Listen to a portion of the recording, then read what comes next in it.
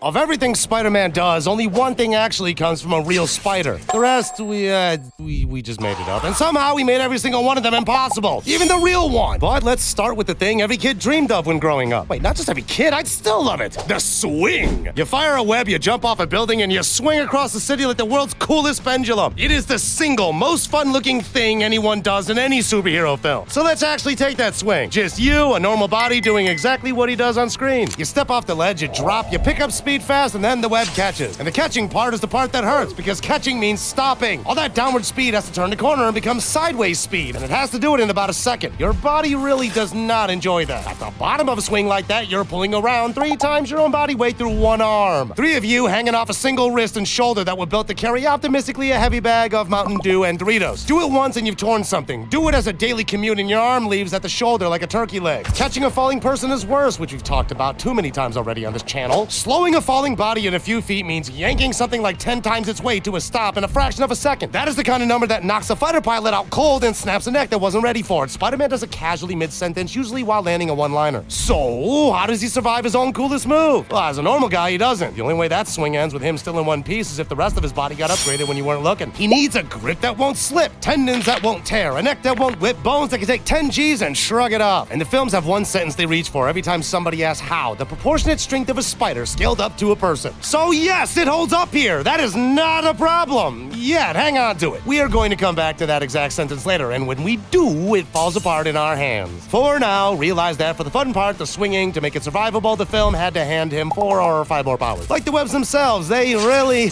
are a problem. Let's go back to the whole swing we just did. We let Spider-Man have the web for free, but canonically he materialized it into existence biologically, or from a web shooter. Maybe the comics have more reasons for them, but we're sticking to these for this video. So what's the deal with that? He's just shooting sticky white stuff everywhere, just like you do, but for him it's called silk. Spider silk is not some sort of magical rope, it's protein, the same stuff that's in your dinner spun out into a thread. And in a real spider, it doesn't come out of the wrist, it comes out of the back end. These spinnerets sit at the tip of the abdomen, which means a biologically honest Spider-Man is firing his webs out of his ass. But that's a bit too grim for filmmakers, though I'd totally pay to see a Sacha Baron Cohen Borat mixed with realistic Spider-Man powers film. Okay, give him the biologically dignified wrist version. Forget the mechanical web shooters, he's still got a bigger problem. Like, where the frick does he get all the silk from? Making silk costs a fortune in energy. It's so expensive that real spiders, once they've built up a web, will eat the whole thing. They sit there and slurp their own web back down just to claw back some of the protein they spent making it. That's how precious this stuff is to the animal that produces it. Now look at what Spider-Man does with it. He throws out every fresh line a couple of seconds, all day across the whole city, and never thinks about it once. He's basically the modern-day Pablo Escobar mixed with Peter Pan. All those lines and protein have to come from somewhere, and the only place it can come from is food. A lot of food. We're talking about a man who'd have to eat like a blue whale just to make it work, and he'd still bonk halfway there, dangling off a half-finished web with nothing left in the tank. And right about now, somebody in the comments is going, easy, just eat more, bulk up, store a big reserve like a bear before winter, become a fat Spider-Man. I love it, it just doesn't work. A reserve like that is fat, and fat is dead weight. It doesn't pull and it doesn't grip, it hangs off you. Extra luggage. And remember what we said about that swing? Every pound you add is more weight ripping through that one arm at the bottom of every single swing. So the fat Spider-Man fixes his fuel problem by making the arm removal problem worse. Bulking the proper way doesn't save him either. Pack on real muscle and yes, you get stronger, but you also get heavier and slower, and the heavier you get, the worse you are at swinging and the wall crawling and all the quick sticky stuff that made Spider-Man in the first place. The strong version and the nimble version are 2 different bodies. He'd be jacked enough to stop a train and far too heavy to ever reach it. But say we handwave all of it. Infinite web, free protein, no digestion stuff. He still can't swing where you think he can. A swing is a pendulum, and a pendulum needs something solid above you to hang off. So watch where Spider-Man actually swings. It's almost always a wall of skyscrapers, a tight forest of tall buildings with a high anchor point sitting right where he needs one every time. Drop that same man onto a normal street, a motorway, a field, anywhere with open sky over his head, and there's nothing up there to grab, except for some street lights. Or stop signs. Stop sign? I said, what stop sign, man? He fires a web straight up into the clouds and catches it on absolutely nothing. Unless there's like a plane, but how does the string web thingy reach it? I don't know. It has miles to go before it sticks to anything. The films know this, so they almost never put him there. Oh, and web shooters. Well, no modern-day America would allow anyone to keep such technology without stealing it for military purposes or something. So that would be a problem as well. You'd be taken hostage. And we still haven't touched the one power that's actually like from a spider. So let's go there. The one non-spider power in the whole set. Audit the strength, the webs, the sixth sense, all of it. Only one thing actually came from the spider. The sticking. Wall crawling is the single real spider ability Peter Parker has. It's the most impossible thing he does. But why, you may be asking, dear viewer? For that, we have to go back to school. Welcome to class. Dun dun dun. Education. Some animals really can't climb straight up a pane of glass. Geckos, tree frogs, plenty of insects. But there's a hard ceiling on how big a wall climber can get, and scientists have actually worked out where it sits. It's the gecko. A gecko is just about the largest animal that can stick to a wall and hold its own weight. Anything bigger runs out of room. Now, why is the gecko the ceiling? The grip happens on the surface of your feet, but the thing you have to hold up is your whole body. And as the animal gets bigger, its body grows faster than its surface does. A bug is nearly all surface and barely any weight. You are mostly weight with not much surface. I think, because again, anyone that is subbed is part of some well-endowed community, so I could be wrong. But back to the problem. The bigger you get, the more of your body you'd have to cover in sticky pads just to break even. By the time you scale up to a human, the number is huge. You need adhesive pads over about 40% of your whole body to climb like that. Peter has none of that. He's a normal size laddie-o, pressing 5 fingertips on the front of his onesie against the wall, holding his entire body weight on it. He's already physically finished. He is simply too big for his own power. But pretend size isn't the issue, if you haven't convinced yourself of that already since you turned 14. The way the grip actually works breaks him a second time. There is this thingamabobber-doo called Van de Waals force, which I knew all about before making this video. It means two surfaces pull on each other a little when they get close enough, way too weakly to matter normally. A gecko cheats it. Its toes are covered in millions of tiny hairs, and each hair splits into hundreds of even tinier tips. So the foot touches the wall not at 5 points, but at 1 billion points at once. Each one holds almost nothing. Stack 1 billion of them and it carries the animal. You can't get that out of a fingertip. You definitely can't get it through a glove. A flat piece of fabric touches the wall at a few high spots, nowhere near 1 billion, so the suit alone, the actual red and blue suit, should make wall crawling flat out impossible. The thing he wears over his one real power is the thing that switches it off. But say he gets it anyways. His bare skin does do the gecko trick. Or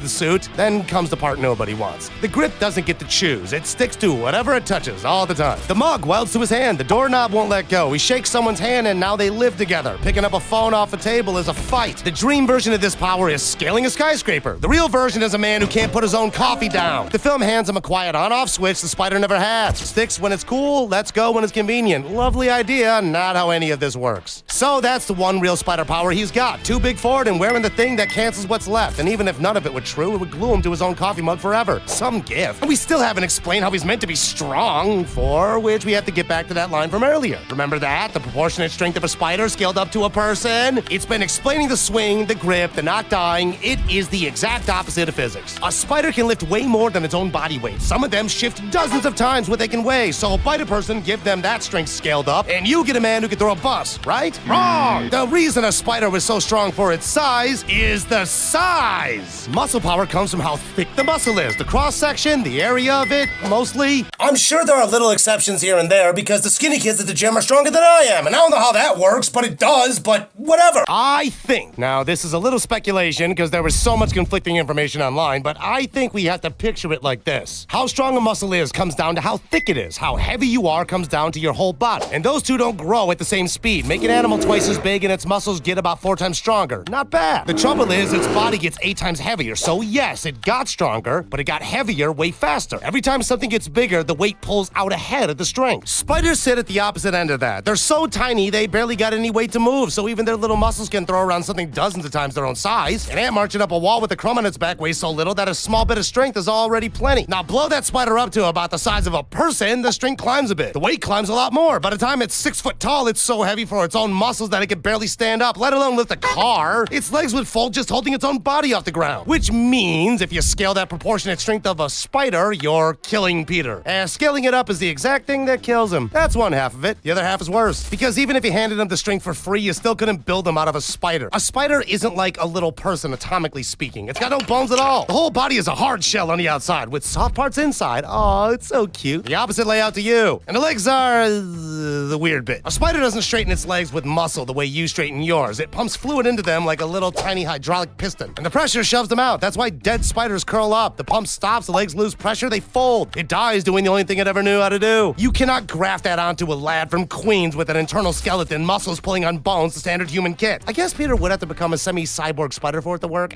I don't know, maybe. Put it together. The swing needs strength you can't have, sold to you on a trick that only works when you're tiny. And the body it's all borrowed from runs on plumbing he doesn't even own. The superhero that looks the most grounded by like spider bites looked at honestly couldn't stand up, which leaves the one power we've let him keep. The one that's supposed to be in his head. Spider sense, or what I like to call the Peter tingle, the early warning system, the little tingle that tells him a punch is coming before it lands. On paper, it might be the best power he's got, and perhaps it's also the one we just have to accept and let slide. But that's what losers would do. We are doing a semi-logical take on it, cause on screen it's the one that wrecks every film he's in. So why does it wreck every film he's in? Well, because of what fights are. Fights are about two people and you don't know who's going to win. That not knowing is the whole reason you're watching. Now hand one of them a power that tells him with perfect accuracy exactly when and where the next hit is coming. There's no fight anymore. He dodges everything. Roll credits. A man who can't be surprised can't be in danger, and a man who can't be in danger is boring to watch. So the writers face the same choice on every single film. Either spider sense works and the action is dead, or they quietly switch it off whenever the plot needs him to get hit. Guess which one they pick? Every time he gets sucker punched, ambushed, caught off guard, blindsided by the villain he should have felt coming from across the city. There's someone that needed to invent a reason for the spider sense to not tingle or not work. Same trick as a healing factor that conveniently fails, or a time machine nobody's allowed to use twice. The power's too strong to leave on, so it lives on a dimmer switch the script controls. And it gets worse. Even the polite tingly comes on when you need it version is a Hollywood invention. A real spider sense is nothing like a sixth sense at all. Welcome back to class. Now put away your phones unless you're watching Logic Logan on YouTube. In that case, subscribe. A spider doesn't get a feeling. It feels physically through its body. It's covered in sensors. Tiny slits in its shell read the faintest vibration coming up through the ground, and fine hairs all over its legs catch the smallest movements in the air. That's how it knows something's there. Not a hunch, a flood of physical data pouring in nonstop from every direction all at once every single time. Now put that in a person and leave it switched on, because that's how it actually works. There's zero off switch, none. You'd feel every footstep in the building. The bus 3 streets over, the fridge humming behind you, a fly landing on the far wall. Someone breathing next to you would land like a draught across your skin and you can't stop noticing. Every tiny movement in the city of millions, all of it all the time with no way to turn it down, you go insane right away. Spider sense will turn you into a grown man on the floor with his hands over his ears, and it doesn't even help because the sense isn't in your ears. It's like your whole skin. How the hell would you go save the world doing that? So that's the last of them. The power everyone wants either deletes the drama or melts the person holding it, which leaves the real question. If every single one of these falls apart the moment you look at it, how has this character worked for 60 years? Well, duh, because they changed the powers a little bit because of friction. And they have to. We don't care that Spider-Man isn't pulling out his shoulder from his socket or isn't eating like a maniac or shooting webs from his ass. Then to argue it would be the logical way spider powers work, and then argue it later again like he can't hold his own body weight with his rectum.